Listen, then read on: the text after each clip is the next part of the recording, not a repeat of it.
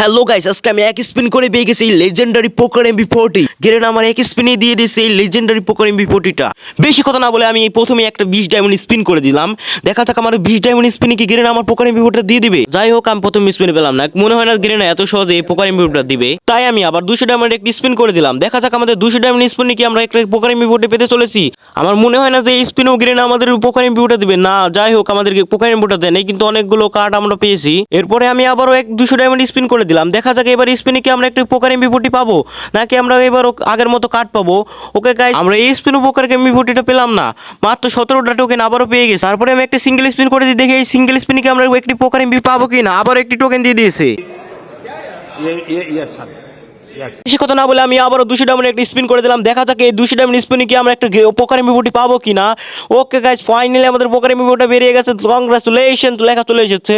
ভিডিওটি ভালো লাগলে লাইক করে দিবেন, চ্যানেলে নতুন হলে চ্যানেলটিকে সাবস্ক্রাইব করে দিবেন।